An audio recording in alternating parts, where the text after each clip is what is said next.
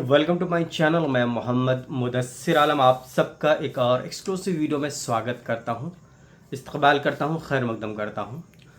Central university of south Bihar के PG admissions के regarding आपके लगातार सवाल आ रहे हैं, साथ ही साथ सीट यूजी के भी रिगार्डिंग आपके सवाल आ रहे हैं। सवाल कई तरह के होते हैं, उसमें से एक सवाल आप में से कई लोगों ने पूछा है कि कौन कौन से डॉक्यूमेंट्स चाहिए, कब तक सबमिट करना है। इस वीडियो में मैं आपको बताऊंगा कि कौन कौन से डॉक्यूमेंट्स चाहिए फिजिकल वेरिफिकेशन के लिए, फिजिकल वेरिफिकेशन कब होगी, क्या क्या टर्म्स कंडीशन होते हैं, ये सारी बातें होंगी इस वीडियो में, इसलिए वीडियो को आखिर तक देखें।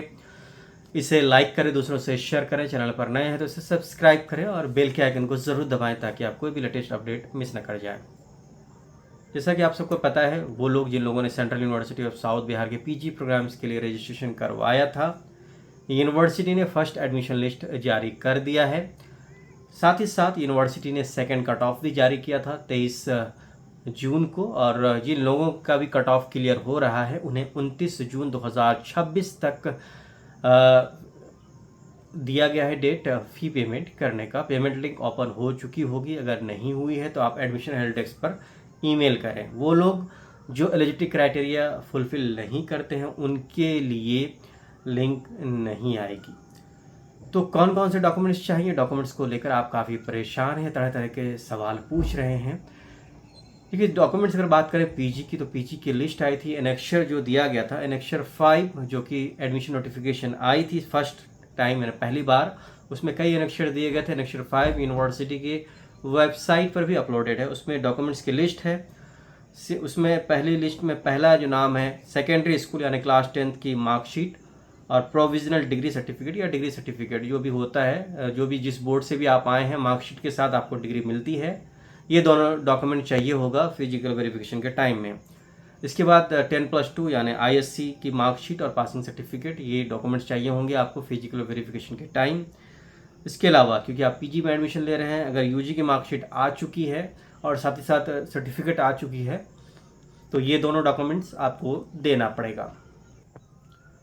इसके साथ आगे जो डॉक्यूमेंट्स हैं, कास्ट सर्टिफिकेट, अगर आपने SC ST OBC NCL claim किया है तो सर्टिफिकेट देना पड़ेगा। OBC NCL की वैलिडिटी होती है 3 साल की, अगर 3 साल पुराना डॉक्यूमेंट है तो एक्सेप्ट किया जा सकता है फिजिकल वेरिफिकेशन के टाइम में। EWS सर्टिफिकेट सेंट्रल गवर्नमेंट के फॉर्मेट में, इसकी वैलिडिटी 1 साल की होती है। ये आपको जो ओरिजिनल डॉक्यूमेंट है वो मांगा जाएगा। अगर आपने अभी तक इशू नहीं करवाया है तो आप अप्लाई कर दीजिए, फिजिकल वेरिफिकेशन में ये डॉक्यूमेंट आपसे मांगा जाएगा। अगर आपने डिफेंस कोटा, CW कोटा या PWD quota, people with person with disability claim किया है तो इसका भी सर्टिफिकेट आपको देना पड़ेगा। जो लोग JNK Jammu Kashmir domicile Kashmiri migrant है, डिफेंस कैटेगरी के हैं, उनका भी देना पड़ेगा डॉक्यूमेंट। उसके अलावा एक कन्वर्जन फार्मूला सर्टिफिकेट है जो ज़रूरी है, नहीं भी है ये देंगे। इसका अगर मिलता है आपको तो ठीक है, कन्वर्जन फार्मूला सर्टिफिकेट, नहीं है तो यूनिवर्सिटी एक्सेप्ट कर लेगी। इसको यूजी मार्कशीट के साथ आपको मर्ज करना है। इनकम सर्टिफिकेट चाहिए होगा EWS कैटेगरी OBC NCL के कैंडिडेट्स को। अगर इसके अलावा कोई अंडरटेकिंग है तो आपको देना पड़ेगा। ये डॉक्यूमेंट्स है जो था आपका था, ये काउंसलिंग के टाइम पे डॉक्यूमेंट्स थे। अब इसमें से कुछ डॉक्यूमेंट्स ऐड हो जाएंगे जो आपको फिजिकल वेरिफिकेशन के टाइम पे देना पड़ेगा।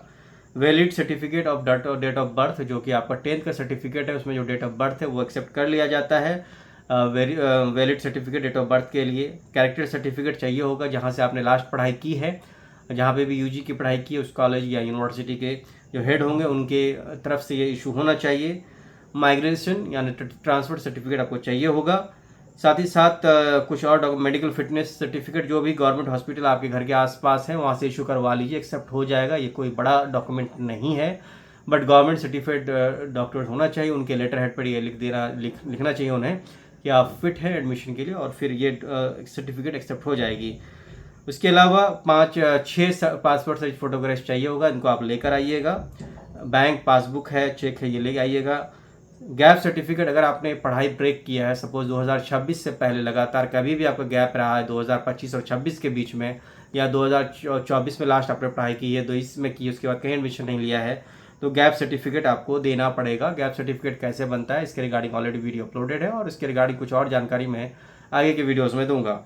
जो रजिस्ट्रेशन आपने CUSB का कराया था उसका प्रिंट आउट आपको लाना पड़ेगा, और जो CAT का एडमिट कार्ड या स्कोर कार्ड है वो आपको लेकर आना है फिजिकल वेरिफिकेशन के टाइम पे।